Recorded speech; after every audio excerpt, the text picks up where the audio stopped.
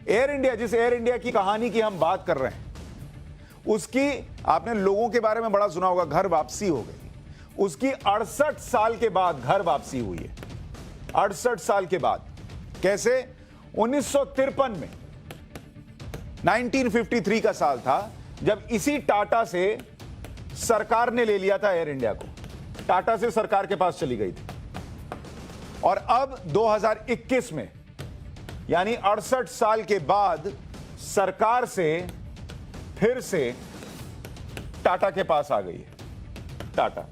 Tata sons, यानी 68 साल के बाद वहीं लौट कर आए हैं जहां से शुरुआत की थी। लेकिन इस 68 साल में क्या हुआ कि यह घर वापसी करनी पड़ी, इसके बारे में आज आपको बताऊंगा।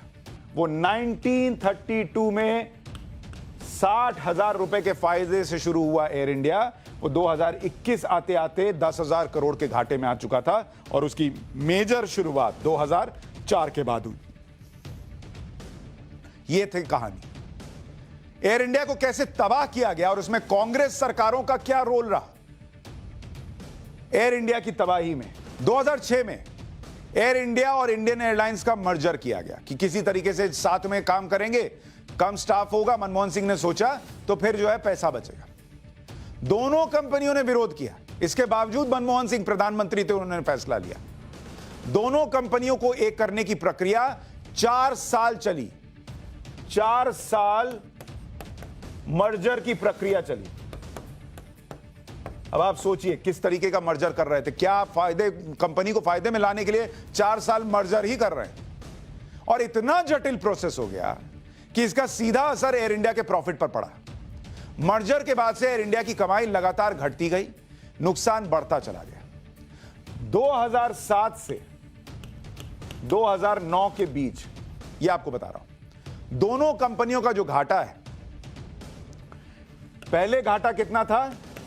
घाटा 770 करोड़ रुपए से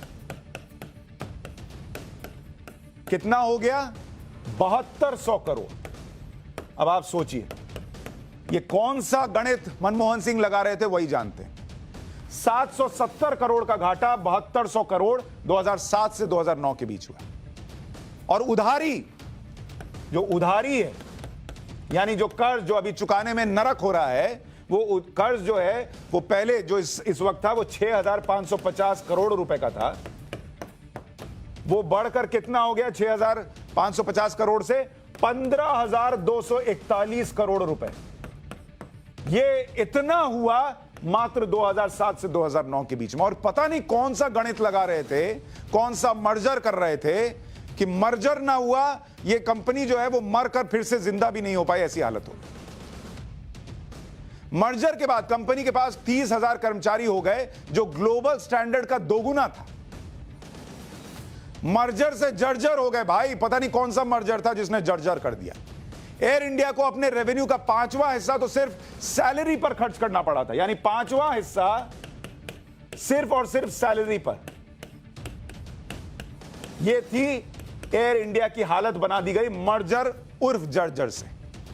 कर्मचारियों को मैनेज करने और खर्चे कम करना शुरू किया तो विरोध और हड़तालें शुरू हो गई, जिससे घाटा और बढ़ गया।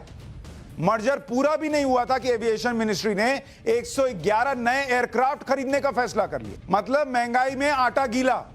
यहां घाटा पे घाटा चल रहा है। घाटा 7200 करोड़ रुपए, कर्जा 15,241 करोड़ रुपए, और महानुभाव फैसला ले रहे हैं कि 111 नए एयरक्राफ्ट खरीदे जाएंगे, क्योंकि उसमें नेताओं को चलना था एयर इंडिया में। पैसा है नहीं, 111 नए एयरक्राफ्ट खरीदने का फैसला लिया। और इसके लिए पैसा कितना लगाया सोचिए, जगह भी नहीं बची। इतना ऐसी कहानी है। 111 नए एयरक्राफ्ट के लिए पैसा कितना? 67,000 करोड़ रुपए। मतलब आप सोचिए, जो कंपनी डूबी हुई है उसको आप कह रहे हैं कि नया खरीद लो, और ये 67,000 करोड़ लगा दिए। 67,000, सॉरी माफ कीजिएगा, 67,000 करोड़। सवाल उठे कि जिस एयरलाइंस का टर्नओवर ही 7,000 करोड़ है, उसके लिए इतनी महंगी डील क्यों? यह फैसला एयर इंडिया के लिए काफी घातक साबित हुआ। और इस डील पर भ्रष्टाचार के आरोप भी लगे कि 7,000 आपकी कमाई है, 7,000 करोड़, और आप कह रहे हैं कि 67,000 करोड़ रुपए का विमान खरीद लो। लोग पूछेंगे नहीं कि क्या चाह रहे हो भाई? मर्जर की वजह से नुकसान 10,000 करोड़ तक पहुंच गया। अक्टूबर 2012 से मार्च 2013 के बीच हर महीने ये सुनिए आप क्या कहानी है, हर महीने एयर इंडिया का घाटा कितना था? 400 करोड़ रुपए।